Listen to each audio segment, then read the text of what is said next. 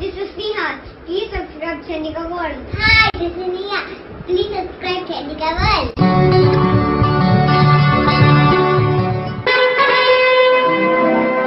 చీకటి వెనుక వెన్నెల రాదా,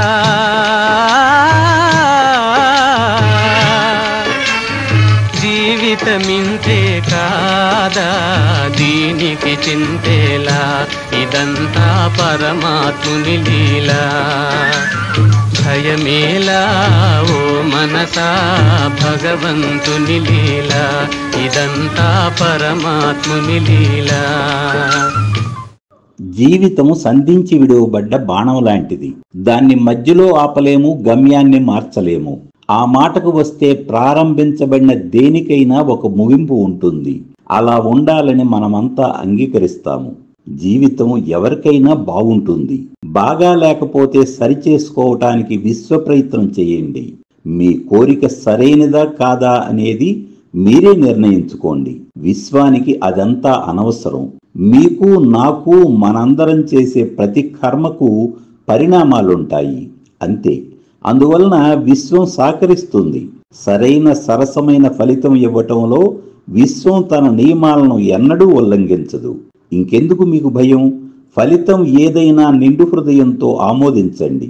సానుకూల దృక్పథం అనే దివ్య ఔషధం ఊపిరితో సరిసమానంగా సేవించగలిగితే తుది శ్వాస విడిచే వరకు ఎవరైనా నిశ్చింతగా జీవించవచ్చును. నిద్రకు శాశ్వత నిద్రకు దగ్గర సంబంధం ఉంది. నిద్రించితే మరలా లేస్తాము, మరలా లేవకపోతే అది శాశ్వత నిద్ర. బహుశా మరణం గురించి భయపడకుండా డైలీ ట్రైల్లా భగవంతుడు ఈ స్థూల శరీరానికి అవసరమైన నిర్బంధ నిద్రను ఏర్పాటు చేసి ఉండాలి. సరదాగా సినిమాకు వెళ్తాము, హడావిడిగా థియేటర్లో ప్రవేశిస్తాము, ఎంతో కుతూహలంతో సినిమాను ఎంజాయ్ చేస్తాము. కానీ అలా ఎంత సమయం థియేటర్లో కూర్చోగలం? సినిమాకు ఎక్కడో ఒక చోట ముగింపు కావాలి కదా.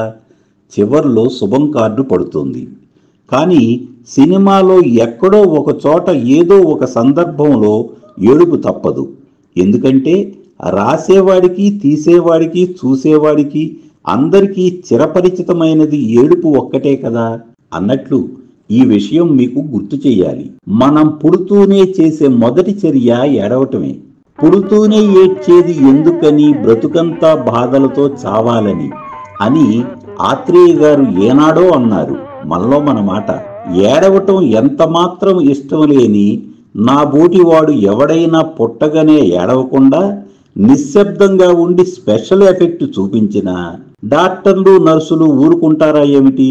ప్రపంచమంతా తల్లకిందులైనట్లు గగ్గోలు పెట్టి అప్పుడే పుట్టిన బిడ్డను అటు తిప్పి ఇటు తిప్పి చివరకు పిర్ర మీద గట్టిగా కొట్టి వాడు గుక్కపెట్టి ఏడుస్తుంటే అప్పుడు అక్కడున్న అందరూ అమ్మయ్యా అని ఊపిరి పీల్చుకుని విజయగర్వంతో నవ్వుముఖం పెడతారు. జాతక చక్రం అన్నాక అందులో 12 భావాలు ఉంటాయి. జీవితంలో ఉన్నవన్నీ ఈ 12 భావాలలో ఎక్కడో ఒక చోట ఉంటాయి. మనం అనేక శుభయోగాలను ఇచ్చే కేంద్ర కోణాలైన 1, 4, 5, 7, 9, 10 భావాల గురించి మరియు మనకు ఇష్టమైన విక్రమ ధన లాభ భావాల గురించి మాత్రమే తెలుసుకుంటే సరిపోతుందంటారా? మనకు కష్టమైన నష్టమైన అనివార్యమైన వ్యయభావం గురించి తెలుసుకుని తీరాల్సిందే. వ్యయభావంలో గ్రహాలు ఉండటం లేదా వ్యయాధిపతి ఏదో ఒక భావంలో ఉండటం, ఇంకా వ్యయాధిపతి ఇతర భావాధిపతులతో కలిసి ఉండటం మరియు వ్యయాధిపతి ఇతర భావాలపై అందుండు గ్రహములను చూడటం తప్పనిసరి. మొత్తం మీద తేలిందేమంటే ఎవరి జీవితంలోనైనా వేదన, రోదన, నిర్వేదన, భయము, కష్టము, నష్టము, విరహము, వియోగము, రోగము, అవమానము, మనోవ్యధ, రహస్య శత్రువులు, అనవసర ఖర్చులు, సుదూర ప్రయాణాలు, వీటిలో ఏదో ఒకటి ఎప్పుడో ఒకసారి తప్పనిసరి అవుతుంది. జ్యోతిష్యంలో మరీ ముఖ్యంగా వ్యయభావంగా పిలువబడే 12వ ఇల్లు గురించి, ఆ భావ ఫలితాల గురించి ఆకస్మికంగా ఎక్కడో ఒక చోట అప్రియమైన మాటలు వినే బదులు స్పష్టంగా తెలిసి ఉండటం మంచిది. అప్పుడు అపోహలు ఉండవు సరికదా, ఆందోళన తీవ్రత కూడా తగ్గుతుంది. మీకు తెలిసే ఉంటుంది, ధన విద్య కుటుంబ వాక్కు స్థానంగా పిలువబడే రెండవ భావంలో మారకం కూడా ఉంది. అదేవిధంగా జీవితంలో అత్యంత కీలకమైన వివాహం, దాంపత్య జీవితం, జీవిత భాగస్వామి, సామాజిక బంధాలకు చెందిన కళత్ర సప్తమ భావమైన 7వ ఇల్లే మారక స్థానం. ద్వితీయ సప్తమాధిపతులే మారకాధిపతులుగా పనిచేస్తారు. చరలగ్నాలకు లాభాధిపతి, స్థిర లగ్నాలకు భాగ్యాధిపతి, ద్విస్వభావ లగ్నాలకు సప్తమాధిపతి బాధకాధిపతులుగా వ్యవహరిస్తారని శాస్త్రం చెబుతుంది. ఇలా చెప్పుకుంటూ పోతే ఆపద అనేక చోట్ల ఉంది. వ్యయభావం పాపస్థానమైనప్పటికీ ఈ భావంలో వర్తమాన సమాజంలో అనేక మంది ఆసక్తి చూపిస్తున్న విదేశీ విద్య, విదేశీ ఉద్యోగం, వైద్య విద్యలే కాక మానవ జన్మకు సార్థకమైన జ్ఞాన మోక్షాలు కూడా వ్యయభావంలోనే ఉన్నాయి. హితులారా, ఇంతకు నేను చెప్పొచ్చేదేమంటే, జ్ఞానం, మోక్షం, శయనసుఖం, శయ్యాసుఖం, దిగులు, దుఃఖం, నష్టాలు, కష్టాలు, చివరకు మరణం కూడా వ్యయభావంగా పిలువబడే 12వ ఇంట్లోనే ఉన్నాయి. ఇది సహజ రాశి చక్రములో చివరి భావం. జీవితం కూడా సినిమా అయినప్పుడు సిసలైన శుభం 12వ ఇల్లే అనే విశ్వరహస్యాన్ని విడమరిచి చెప్పాలనే నా ఆకాంక్షకు ప్రతిరూపమే ఈ వీడియో. 1. జన్మలగ్నము నుండి 12వ స్థానమును వ్యయభావము, ద్వాదశ భావము, లయస్థానము, మోక్షస్థానమని అంటారు. 2. ఈ భావంలోని ప్రధాన కారకత్వాలలో జ్ఞానము, మోక్షము, శయనసుఖం, శయ్యాసుఖం, వైద్య వృత్తులు, వైద్యశాలలు, విదేశీ విద్య, విదేశీ ఉద్యోగం, సన్యాసం మొదలైనవి. 3. ఇంకా ఇతర కారకత్వాలలో ప్రధానంగా దాంపత్య కలహాలు, వివాహ నష్టం, భార్య లేదా భర్త మరణం, దుబారా ఖర్చు, జైలు శిక్ష, జప్తులు, కోర్టు కేసులు, దీర్ఘరోగాలు, వ్యభిచారం, దిగులు, ఉన్మాదము, ఒంటరితనం, నష్టము, కష్టము, విరహము, వియోగము, ప్రమాదాలు, అపవాదులు, అవమానాలు, రహస్య శత్రువులు, దాన ధర్మాలు, పాపము, సంకెళ్ళు, స్థిరాస్తి అమ్మకం, ఆత్మహత్య, పుణ్యనాశనము, దీన పరిస్థితులు, ఎడమ కన్ను, ఇల్లు విడిచి వెళ్ళటం, చిత్తభ్రాంతి, మరణం మొదలైనవి 12వ భావంలోనే ఉన్నాయి. 4. వ్యయభావాధిపతి 6, 8, 12 భావాలలో ఎక్కడ ఉన్నా జాతకులు రాజయోగ సమానులుగా జీవించగలరు. సంతోషం, సంపద, దీర్ఘాయుష్యు, ఆరోగ్యము, శత్రుజయము, దైవభక్తి, కీర్తి, గౌరవాలు, సద్వ్యయము, దాన ధర్మాలు ఇత్యాది శుభ ఫలితాలు పొందగలరు. 5. లాభాధిపతి కంటే వ్యయాధిపతి బలవంతుడైతే ఖర్చులు అధికం. అదేవిధంగా వ్యయాధిపతి కంటే లాభాధిపతి బలంగా ఉంటే లాభాలు అధికం. 6. వ్యయాధిపతి ఏ భావాధిపతితో కలిసి ఉండునో లేదా ఏ భావంలో ఉండునో ఆ భావ సంబంధంగా అనవసర ఖర్చులుంటాయి. 7. వ్యయాధిపతి జన్మ నక్షత్రమునకు విపత్తార, ప్రత్యక్తార, నైధన తారల మీద ఉన్న ఎళ్ళ అర్ధరహిత విషయాల కోసం డబ్బు ఖర్చు చేస్తారు. 8. వ్యయాధిపతి కేంద్ర కోణాలలో ఉండి పాపగ్రహ దృష్టి సోకిన ఎళ్ళ సంపదలు హరించగలవు. 9. సప్తమాధిపతి, వ్యయాధిపతి కలిసి ఉంటే అనేక కష్ట నష్టములకు పరిస్థితులు దారితీస్తాయి. 10. సూర్యచంద్రులు వ్యయభావంలో ఉండుట వాంఛనీయం కాదు.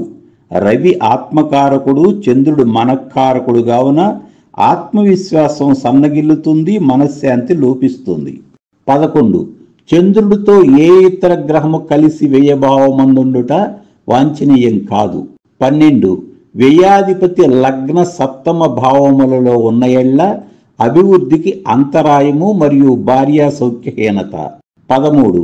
వ్యయాధిపతి ఉచ్చులో లేదా మిత్రక్షేత్రాలలో ఉన్న ఎడల జాతకులు మంచివారు, సహృదయులు అని చెప్పాలి. 14. శుభగ్రహం 12వ ఇంట్లో ఉంటే డబ్బును దుబారా చేయకుండా జాగ్రత్త చేస్తారని అర్థం. 15. భాగ్యాధిపతి వ్యయస్థానంలో ఉంటే తీర్థయాత్రల కొరకు, దేవాలయ నిర్మాణ సహాయార్థం ఇంకా అనేక ధార్మిక కార్యక్రమాలకు ధనం ఖర్చు చేస్తారు. 16. వ్యయభావంలో శుక్రుడుంటే శయనసుఖం శయ్యాసుఖం ఉంటుంది. అయితే స్త్రీల వలన ధన వ్యయం జరుగుతుంది. 17. సాధారణంగా వ్యయాధిపతితో మరియు వ్యయభావంతో కూడిన లక్షలాది సూత్రాలను ఇక్కడ ఏకరువు పెట్టలేము. కానీ ఏ రకంగా చూసినప్పటికీ వ్యయాధిపతి ఏ ఇతర పాపగ్రహ దృష్టి పడకుండా ఒక్కడే వ్యయస్థానంలో ఉండటమే యోగ్యతగా కనిపిస్తున్నది. 1. రవి వ్యయభావంలో ఉన్న ఎడ్ల అభివృద్ధి అంతంత మాత్రంగానే ఉంటుంది. జనసహకారం లభించదు, కంటి సమస్యలుంటాయి, బుద్ధి బాగుండదు. 2. చంద్రుడు 12వ భావంలో ఉన్న ఎడ్ల మనోవైకల్యం, సంకుచిత మనస్తత్వం, సోమరితనం, బద్ధకం ఉంటాయి. డాబుసరి మాటలు, పనికిరాని రోషము, క్రోధ స్వభావము, సన్యాసము ఫలితాలుగా ఉంటాయి. 3. కుజుడు 12లో ఉంటే కుజుదోషంగా శాస్త్రవచనం. ఈ కారణంగా కుటుంబ జీవితంలో కలతలు, మనస్పర్ధలు, విడిపోవటం లేదా భార్య లేదా భర్త నష్టము. 7వ భావం 8వ భావంలో పాపగ్రహములుండగా కుజుడు 12లో ఉంటే ద్వితీయ కళత్రం ఉంటుంది. క్రోధము, బంధుమిత్రులతో కలహము, భాగ్య నష్టము, శయనసుఖం లోపించుట, అనవసర ఖర్చులు ఫలితాలుగా ఉంటాయి. 4. బుధుడు వ్యయభావంలో ఉంటే అపసవ్యమైన ఆలోచనలతో ఆవేదన పడతారు, వివాహేతర సంబంధాలుంటాయి, నిరంతరం విచారంతో స్నేహం చేస్తారు, స్వల్ప సంతానం, స్వార్థము, అనవసర ఖర్చులు ఫలితాలుగా ఉండగలవు. 5. గురువు వ్యయభావంలో ఉన్న ఎడ్ల అనాచారము, పాపకార్యాసక్తి, విలాసాల కొరకు అసాంఘిక కార్యకలాపాలకు ఒడిగడతారు, జీవిత చరమాంకంలో పశ్చాత్తాపడతారు, ఆవేశము, కోపము, ఆత్మాభిమానం లోపించుట, బుద్ధిహీనత, విద్యలో ఆటంకము, సంతానం గురించి సమస్యలు, అధిక ఖర్చులు, డాబుసరి, రోగాలు ఫలితాలుగా ఉంటాయి. 6. శుక్రుడు వ్యయభావంలో ఉన్న ఎడ్ల అతికామము, స్త్రీల కొరకు డబ్బు ఖర్చు, స్త్రీలోలత, కళత్రముతో ఆకర్షణ లోపించుట, వృత్తి జీవితంలో అనేక ఆటంకాలు, ఆదాయం తక్కువ, ఆడంబరం ఎక్కువ మొదలైన విషయాలు ఫలితాలుగా ఉంటాయి. 7. శని వ్యయభావంలో ఉన్న ఎడ్ల డబ్బు నిల్వలు అన్నీ ఖర్చు చేస్తారు, వ్యాపారంలో నష్టం, మిత్రులు కూడా శత్రువులుగా మారటం, నిరాశవాదం, రహస్య పాపాలు ఫలితాలుగా ఉంటాయి. అల్పాయుషు, మందత్వము, సోమర్తనం, సౌఖ్యహీనత, అలవిమీరిన ఖర్చుల వలన ఉన్నది పోగొట్టుకుంటారు. దుఃఖము, కోర్టు కేసులు, అరెస్టులు మొదలైన ప్రతికూల ఫలితాలుంటాయి. 8. రాహువు 12వ స్థానంలో ఉన్న ఎడ్ల పరనింద, సహాయపడే గుణం, ఆర్థికాభివృద్ధి, విదేశీ ఉద్యోగాలు, తరచూ ప్రయాణాలు, నేత్ర రోగాలు ఫలితాలుగా ఉంటాయి. 9. కేతువు వ్యయభావంలో ఉన్న ఎడ్ల నిరంతరం ఆలోచనలు, మనోవైకల్యము, శత్రువృద్ధి, రోగాలు, ధర్మ కార్యాచరణ, మోక్షము లభించగలవు. 10. వ్యయభావాధిపతి లగ్నములో ఉన్న ఎడ్ల బలహీన శరీరము, బలహీనమైన మనోవైఖరి ఉంటాయి, అందంగా ఉంటారు. 11. 12వ స్థానాధిపతి 2వ భావంలో ఉన్న ఎడ్ల ధన నష్టం, సకాలంలో భోజన సదుపాయం ఉండదు. 12వ స్థానాధిపతి శుభుడైన ఎడ్ల ప్రతికూల ఫలితాలు పలచబడి ఆర్థికాభివృద్ధి సాధిస్తారు, మంచి వక్త. 12. వ్యయభావాధిపతి 3వ భావంలో ఉన్న ఎడ్ల సోదర నష్టము. వ్యయాధిపతి 3వ భావంలో ఉన్నందున సింగర్స్ గా, రైటర్స్ గా అవకాశం లభించక రాణించలేరు, సంపాదన తక్కువ. 13. ద్వాదశ స్థానాధిపతి 4వ భావంలో ఉన్న ఎడ్ల తల్లికి బాగుండదు, మానసిక శాంతి ఉండదు, అకారణ ఆందోళన, వాహనం, భూములు, గృహ, విద్య ఇత్యాది చతుర్థ భావ కారకత్వాల వలన ఇబ్బందులుంటాయి. 14. వ్యయభావాధిపతి 5వ భావంలో ఉంటే సంతానహీనత లేదా సంతానం వలన కష్ట నష్టాలుంటాయి, యాత్రలు చేస్తారు మరియు యాత్రలు నిర్వహిస్తారు, ఏదీ కూడా కలిసి రాదు. 15. 12వ స్థానాధిపతి 6వ భావంలో ఉన్న ఎడ్ల అన్ని శుభ ఫలితాలు ఆశించవచ్చును, దీర్ఘాయుష్షు, సుఖ సంతోషాలు, ఆరోగ్యం అంతా బాగుంటుంది. 16. 12వ భావాధిపతి 7వ భావంలో ఉండటం శ్రేయస్కరం కాదనే చెప్పాలి. భార్య లేదా భర్త పేద కుటుంబం నుండి వస్తారు, వైవాహిక జీవితం శుభప్రదంగా ఉండదు, భార్యాభర్తలు విడిపోయే అవకాశం ఉంది. 17. 12వ భావాధిపతి 8వ భావంలో ఉన్న ఎడ్ల ధనవంతులు, భాగ్యవంతులని చెప్పాలి, విలాసవంతమైన జీవితం అనుభవిస్తారు. జ్యోతిష్యం మీద ఆసక్తి ఉంటుంది. మనసు, హృదయం కల్మషరహితంగా ఉంటుంది. 18. ద్వాదశ స్థానాధిపతి 9వ భావంలో ఉన్న ఎడ్ల విదేశాలలో స్థిరపడి అక్కడ అభివృద్ధి చెందుతారు. జీవిత ప్రథమ దశలోనే తండ్రిని కోల్పోతారు. 19. వ్యయాధిపతి వృత్తి స్థానంలో ఉంటే వృత్తిలో రాణించేందుకు బాగా కృషి చేస్తారు. జైలర్స్ గా, డాక్టర్స్ గా పనిచేస్తారు. వ్యవసాయం చేసి ఫలసాయం పొంది లాభాలు గడిస్తారు. 20. వ్యయాధిపతి లాభస్థానంలో ఉండటం అరిష్టం. వ్యాపారంలో నష్టాలు, స్నేహితులు తక్కువ, శత్రువులు ఎక్కువ. రంగురాళ్లు అంటే నవరత్నాల వ్యాపారంలో సంపాదిస్తారు. 21. వ్యయాధిపతి వ్యయభావంలో ఉండటం అనుకూలం. ధార్మిక కార్యక్రమాల కోసం ఖర్చు చేస్తారు. వ్యవసాయం చేస్తారు. పాపగ్రహ వేదలున్న ఏళ్ల నిరంతరం పని లేకుండా తిరుగుతుంటారు. 22. లాభ వ్యయాధిపతులలో లాభాధిపతి బలంగా ఉన్న ఏళ్ల ఆర్థికాభివృద్ధి, పురోగతి ఉంటుంది. వ్యయాధిపతి బలంగా ఉన్నప్పుడు ఖర్చులు ఎక్కువ. ఇది సాధారణ వచనం. 23. వ్యయాధిపతి అశుభతారల మీద స్థితి నొందిన ఏళ్ల అనగా విపత్తార, ప్రత్యక్తార, నైదనతారల మీద ఉన్న ఏళ్ల అనవసర విషయాల కొరకు డబ్బు దుబారా చేస్తారు. 24. వ్యయాధిపతి పాపులతో కలిసి లేదా పాపగ్రహ వీక్షణ పొంది కేంద్ర కోణాలైన 1, 4, 5, 7, 9, 10 స్థానాలలో ఉన్న ఏళ్ల ఉన్నదంతా పోగొట్టుకుంటారు. 25. వ్యయభావమునందు ఉండు భావాధిపతులను అనుసరించి ధనం ఖర్చు కాగలదు. 26. రవి, చంద్రులు వ్యయభావంలో ఉండటం శ్రేయస్కరం కాదు. వీటిని మండల గ్రహాలంటారు. రవి ఆత్మకారకుడు, చంద్రుడు మనక్కారకుడు. అత్యంత ముఖ్యమైన ఈ 2 గ్రహాలు వ్యయభావంలో ఉన్న ఏళ్ల చేపట్టిన కార్యక్రమములందు విజయం లభించగా నిరాశతో మనశ్శాంతి లోపించగలదు. 27. వ్యయాధిపతి ధనాధిపతి పరివర్తన మంచిది కాదు. వ్యయాధిపతి ధనాధిపతి పరివర్తన యోగం వలన ధనం నష్టపోతారు. వ్యయాధిపతి భాగ్యాధిపతి పరివర్తన వలన భాగ్య నష్టము. వ్యయాధిపతి రాజ్యాధిపతి పరివర్తన వలన ఉద్యోగ వ్యాపారాలలో ఆటంకములు, నష్టములు ఉంటాయి. 28. వ్యయాధిపతి తృతీయ, చతుర్థ భావాలలో ఉన్న ఏళ్ల భార్యాద్వేషము, బంధుద్వేషము ఉంటుంది. 29. చంద్రకుజులు వ్యయభావమందున్న స్థిరాస్తి ఉండదు. 30. శని బుధులు వ్యయ స్థానంలో ఉన్న ఏళ్ల జాతకుడు ధనహీనుడు, నపుంసకుడు కాగలడు. చివరిగా 4 మాటలు. ఈ భూమి మీద మనుషులు కోట్లాది మంది పుడుతూనే ఉన్నారు, జీవించి మరణిస్తూనే ఉన్నారు.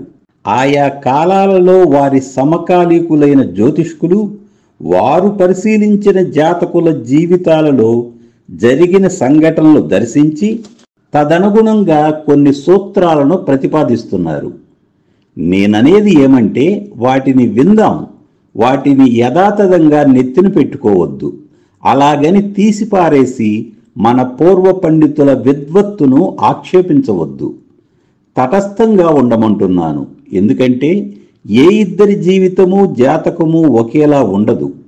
పలానా అతనికి జరిగినట్లే మీకు నష్టము, కష్టము జరగాలని లేదు. ఎందుకంటే మీలాంటి జాతకం మీకు తప్ప ఈ సృష్టిలో ఎప్పుడూ ఎక్కడా ఉండదు, ఉండబోదు. ఈనాటి పరిస్థితులు వేరు, సౌకర్యాలు వేరు, ప్రాధాన్యతలు వేరు, నైతిక సామాజిక విలువలు వేరు, బాధ్యతలు వేరు, అవసరాలు వేరు. అంతేకాదు జ్యోతిష్యం అనేది దేశకాల పరిస్థితులకు లోబడి ఉంటుందని శాస్త్రంలోనే చెప్పబడింది. అందువలన సానుకూల దృక్పథంతో పరిశీలిస్తే ఏ కాలంలోనైనా శుభ ఫలితం చూడవచ్చును. కష్టాన్ని కూడా ఇష్టంగా చూడగల జ్ఞానం వ్యయభావంలోనే ఉందని, అందుకే 12వ ఇల్లు సెసలైన శుభమని తెలియజేస్తూ ముగిస్తున్నాను. మీ అందరికీ శుభాకాంక్షలు తెలియజేస్తూ సెలవు తీసుకుంటున్నాను. పరిత్రాణాయ సాధూనాం వినాశాయ చ దుష్కృతాం ధర్మ సంస్థాపనార్థాయ సంభవామి యుగే